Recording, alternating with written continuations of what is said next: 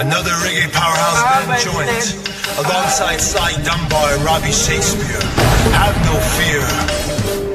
The Reggae Powerhouse Band and Friends, new album Series 1, coming soon on all digital outlets.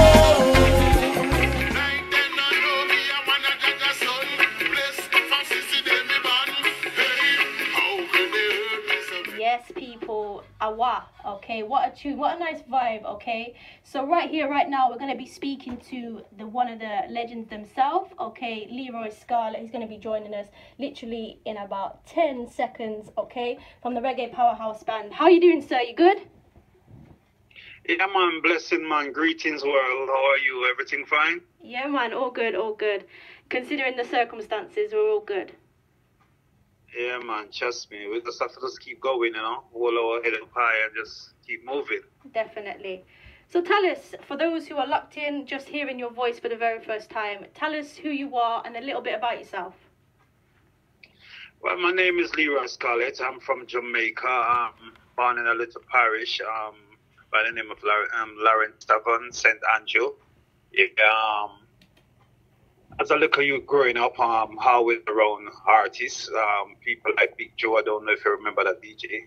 Yeah. Big Joe. Yeah.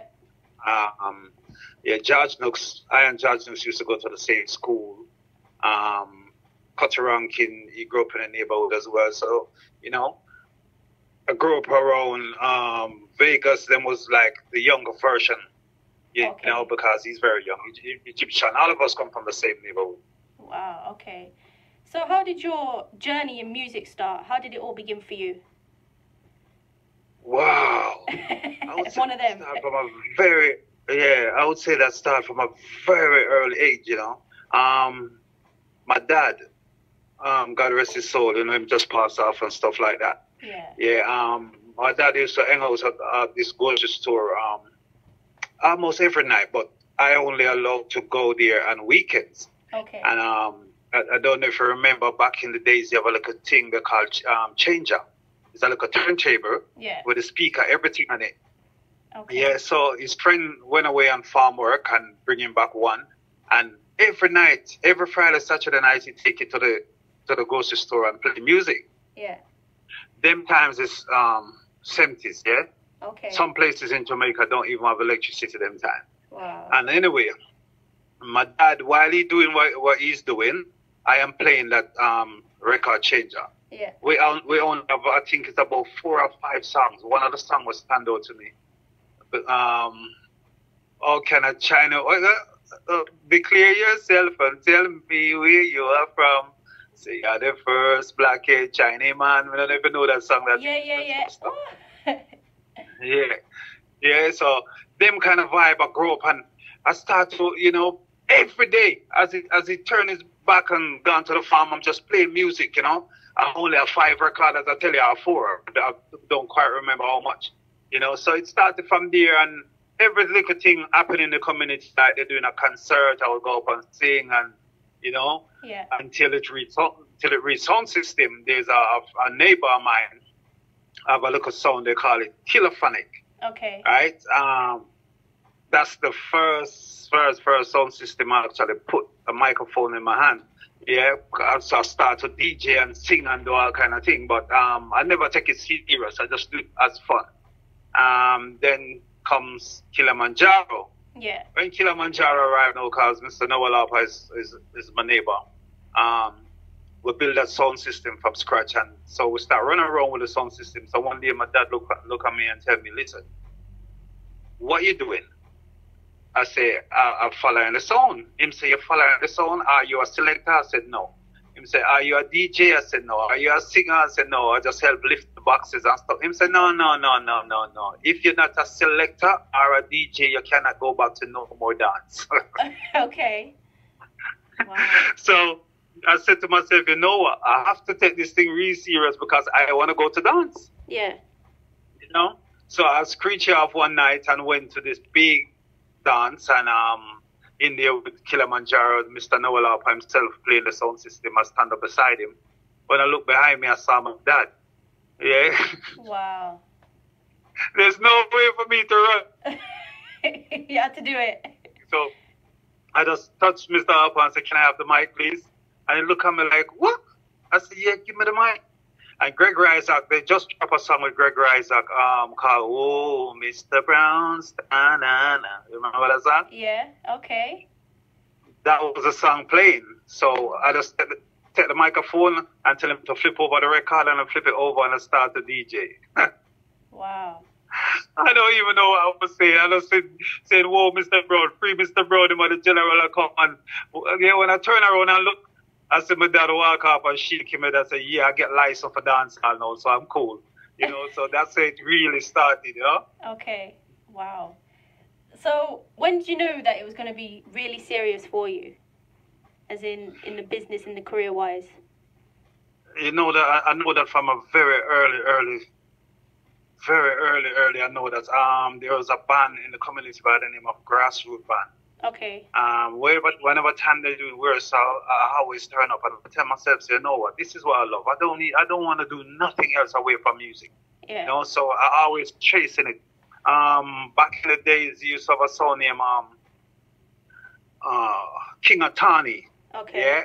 I met Daddy Uri and that sound system. I watch him DJ from 6 in the morning till 6 the next morning, just Daddy Uri alone, you know? Yeah. Wow. And them things, wherever the sound system is, I am there. And it reaches a stage where once a sound system come in my neighborhood, I have to get the mic. I don't care what you're doing or what you're saying, I'm begging you for the mic.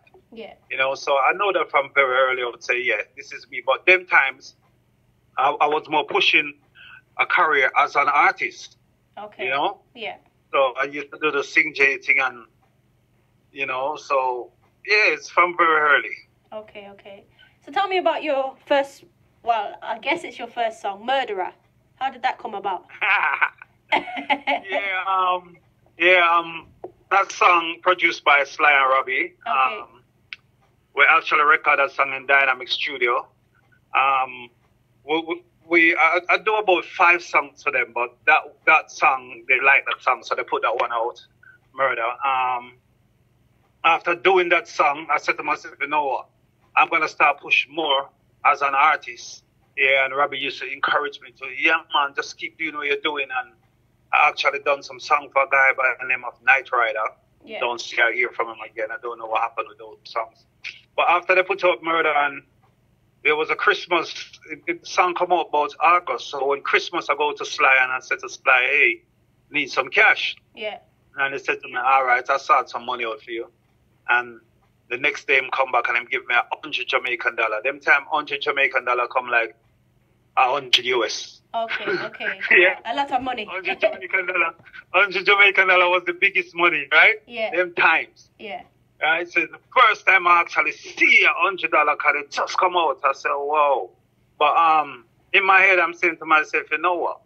Because I used to be around Sly and Robbie a lot, and George Pang and Tapazuki and Clive Hunt, and I see how they live their lifestyle, and said to myself, you know what, I don't want to do this artist thing no more, and I want to start produce. Okay. So after the Christmas finished now, I said to Robbie, I'm not going to sing anymore, I want to start produce. And he started to laugh and said, boy, you don't easy, you know. I said, yeah, man, I want to produce. So I said to him, next time you go foreign, bring me a 24-track master tape. And he bring me the tape. Okay. And I'm playing some tracks, and Tyrone down from Bob Marley and the Wailers, he played me a couple tracks as well. And that's how I started as a producer. Wow. So what's the difference then between an artist and a producer? What's the difference for you? Right now? Yeah, or back then? Yeah, back then, how I used to see it back then, artists back then, they never used to earn much. Okay. Right? The business is not like now. Back in the days, producer used to make a whole ton load of money and the artist just made a little. Okay. Yeah, now it changed now. The artists, they're making the money now because most of the money is on shows on the road. Yeah. You know? So this is why I have a conversation with Dr. Simpson from Black Hole, and he tell me, listen, man, if you're going to invest some money, just put a band together. Oh, yeah? Put a group together and just give it a name, brand it, and just work with it. That means you're in control, you always can eat. Yeah. Okay. So speaking of bands, you have a band called the Reggae Powerhouse Band. Yeah. How did that begin and start? Tell us that journey.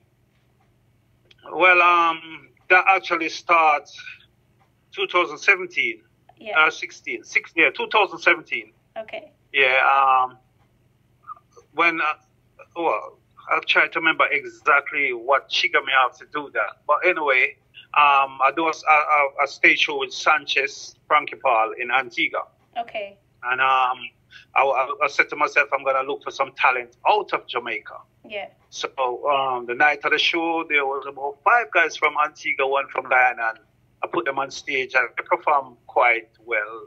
You know, I said to myself, you know what, they have a different vibe, different sound. I'm going to try and put them together and see what happens. You know, so after the show with Frankie Paul and Sanchez, I just went in the studio, make some beats, fly to Trinidad, and then I meet another lead singer by the name of Pernell Winchester. He's the one who just, the song he just played hour. Yeah. He's from Trinidad. Okay. Yeah. So I heard him vibes in that song hour, and I said to myself, you know, this guy have every voice, you know, he can diverse his voice. Dennis Brown, Frankie, he can sound like anyone. Yeah. So I said to myself, this is a good one. So we'll do a showcase, get a band together, and that guy tore the place down for about half an hour straight. I said, wow. So them two really give me the drive to say, you know what, I'm going to do this. Yeah. So I just fly back to Jamaica, get in the studio, start make beats, send beats to them, fly to them, record songs. So I did between Antigua, Trinidad, Jamaica to make this album. Okay. So tell us then about this album, because it features Luciano, so many great artists on it. So tell us a little something about it and what it's called. The name of the album is Reggae Powerhouse Band and Friends. Luciano is a brother. I'm not going to say a friend. You know, Lucy is a brother who I never have. Yeah, yeah. Okay, yeah, man. Black Horo, Ducky Simpson on the other side from Black Horo. We're like twins. Okay. You know, we do a lot together. We vibe a lot together. Michael Rose is a brother again. So it's like a family thing because I grew up around Ducky Simpson, Michael Rose, you know, then comes Lucy and Lucy come along after, you know. Yeah. All of us used to live in the same zone. So we're always in each other's face and there wasn't a day where we have a bad vibe. So yeah, it's just love. So this is one of the reasons why I draw for them because they say, you know what, I'm going to support what you're doing 100%. So, you know, that's all, it's all happened. Definitely. So at the minute, who are you listening to in the reggae music scene? You know, at the moment, we really admire Chronix. Yeah. Yeah. I love Chronix. I believe in what he believes in. I see Chronix actually turn the business to another direction, and I really love it. Protege doing real good as well. Coffee, I give her all the love and the respect. But them 3 young ones, they're really creating a wave right now in a different way, you know? Yeah, for real. I respect them for that. But away from that, you know, I love my Bob Marley. Yeah. Nah, leave out Gregory Isaac, because Gregory Isaac, trust me. Nah, leave out Gregory. The cool ruler, yeah? The cool ruler, man. Ruler for life. Yeah. You know, I have so much history with Gregory. I can't forget him ever. Wow. Wow. Tell us a little something then about that, because it sounds like you've got lots of stories. Is there a story you can share with us? Yeah, I have a lot of stories still. There's so much to say about there's so much to say about Gregory. Back in the 80s, yeah, I was a little, I wouldn't say violent, but I was very rough because, you know, coming from the ghetto and on the street and, you know, you seem to get involved in politics and politicians try to trick you and give you guns to go kill your friends and stuff like that. Yeah. You know, he always tell me, hey, I ain't going to make them kill around here, you know. You see me? So, my first passport, I get in my hand, that was Gregory Isaac. He actually gave my friend the money to take me to do the passport. Wow. You know? And my first airline ticket to Trinidad out to Jamaica, that was Gregory Isaac as well, you know. Yeah. So he did so much for me. He saved my life, basically, because I was real rough. Politics and give you a gun and tell you to kill your friend, and your friend them look for you to kill you, and your cousin and your brother. It's you know, I don't even like to remember it, to be honest with you. Yeah. But all I'm just saying, Gregory Isaac, He took me off the street. He saved my life. Wow. So I ain't gonna ever forget a man like that, you know? For real. Bless up, bless, for real. So, you produced in lots of different studios, Tuff Gong being one of them.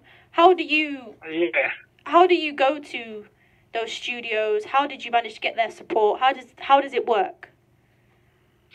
I want to tell you, you know, Tuff Gong is very special to me because of I did not get to meet Bob in flesh. I went to Tuff Gong to do an audition.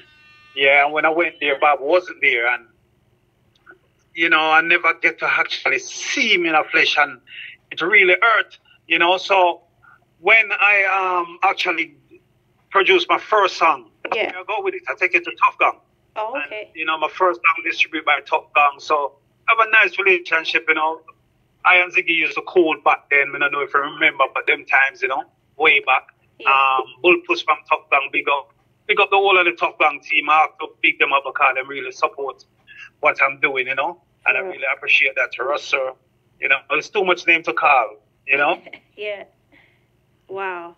Well, it definitely surprised me because the flyer for this particular interview came, well, there was a support from the Tuff Gong family as well. They posted it out and shared it out. Yeah, man. God bless them, man. Look, for real. Gong for life, you know? Yeah, for real. So, Gong for life. What kind of message is this album? I want to push out the album so that people know a lot about it. What kind of message from this album is it that you're trying to say to the people out there? You know what? The album, my thing is roots and culture. Yeah, for real. I believe in roots and culture. If you listen to the song, the collaboration with Luciana, it's a song about roots. Yeah? Come back to our roots. And this is what happened now. You get me? We have to go back to basic right now because money come like you have no use. If you don't have food in your house right now, you're nothing. Yeah. You understand? For real. So all the big hype and the big this, all them thing gone for now, so we have to go back to our roots. Because enough of the youth, them lost themselves, you know. They start bleach them face, they start to do all kind of crap. Yeah, so we have to tell them, yo, come back to the roots. We need to find on ourselves and check on ourselves. So this is one of the reasons why I dropped a Luciana on that track, because that track wasn't originally Luciana. Okay. That was one of that track is one of the lead singer from the Reggae Powerhouse band. And when I went in the studio to mix the song, I done that song at Mixing Lab. When I finished mixing the song, I said to myself, you know what, I heard Luciana voice on this song, and everybody said, oh man, this song great, you don't need to do nothing. And I hunted Luciana for 3 weeks until I actually get him in the studio, tie him down and said, let's do this. And then Lucy started to tell me, no, brother, this song, perfect. I said, yeah, we have a nice cake, but we need some icing. And your voice is the icing. So let's do this. Wow, so you got him like that. Right. And Dr. Simpson from Black Hoover now, he always encouraged me and said, yo, just let's do some work together. So when I finished that song with Ducky, I was waiting on Sizzler to do a collaboration with us on the song. Okay. And I just couldn't wait no longer. So I just take the opportunity and voice the last verse of the song myself. Yeah. Wow. You know, so the album really personal to me. I personally have four songs on it with my vocal as a DJ. That's the album that I try to show the youth them, say, listen, we can do this. Yeah, age is just numbers. No matter if you're old, young, you know, it's just principle. Let's do this. Roots and culture. For real. Wow. So, speaking of that, would you mind singing a little something for us now? And which one of them?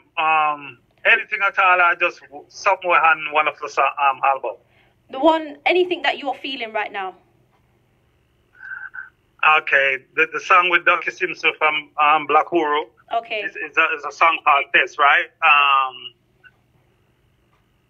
It was Stemina was found on King Solomon grave. That's why Reggae Powerhouse gets so brave. You don't like ganja, you better behave. Cause my grandfather was an old-time slave, so he never stopped on it till him reach him grave. It a be boat.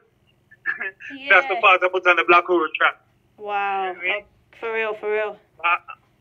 But I have one on the album I done by myself called Says. It's an opera kind of vibe, but it go, says me one, and says me one for smoke, no one, no coke, a coke it is a joke. Since it is a natural plant where everybody want. In a them spliff, in a them carry, in a them jeep, in a them van, in a them boat. We want the real good stuff. Yeah. For real. So how can people, we're coming to the last little bit of the interview for now, but how can people link you? How can they get in touch about this album? All right. The album is on every platform. Okay. Yeah. Every single platform you can think of, the album on it. Yeah. Give thanks to Tuff Gong International for that. They make sure of that. If they want to get in touch with us differently, they just go Reggae Powerhouse Band at gmail.com.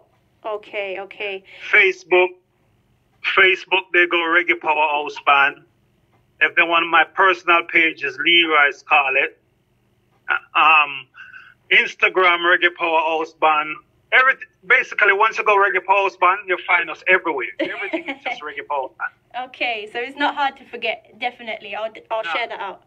So is there any final thoughts or any final words you want to say to the listeners out there before we go? Wow. What I would like to say to them right now, we have to be careful of what's going on. We're in a serious time right now. Time gets so serious right now, especially with what's going on with the COVID-19. We have to be very careful. So you happen. We have to stay inside. Because we have lost a lot of loved ones. Enough people lost loved ones already. I just lost my dad, but it wasn't from the corona. It's from kidney failure. Yeah. You know? And it's not a nice feeling. It's just a couple of days ago, like 3 days ago now since I lost him, and really shook me up. But I remember I said to him a couple of days before he died, you know what? Use the only youth I don't worry about, you know, so keep doing what you're doing. So I have to keep push on, you know? Definitely. So we just have to hold head up high and just keep pushing on and just give thanks and praise to the Most High God, you know? Definitely. I want to say thank you to you, you know, for taking the time out, for speaking to me, and I hope we can speak again because I've enjoyed our conversation. Yeah, man. Thank you a lot as well, you know. Anytime you're ready, just give me a call, man. I'm up and ready. Okay, then that would be great. All right? Yeah, man. We'll speak again soon, yeah? Have a good rest of the day because I know it's early in JA now. Yeah, all right. Thank you. You too. Speak soon. Bye-bye. Bye. All right, bless. Bless up. Yes, people, we just spoke to Leroy Scarlett, the Reggae Powerhouse Band. Make sure you check them out, okay? This next track I'm going to play from the album is called Give Thanks and Praise. Here we go.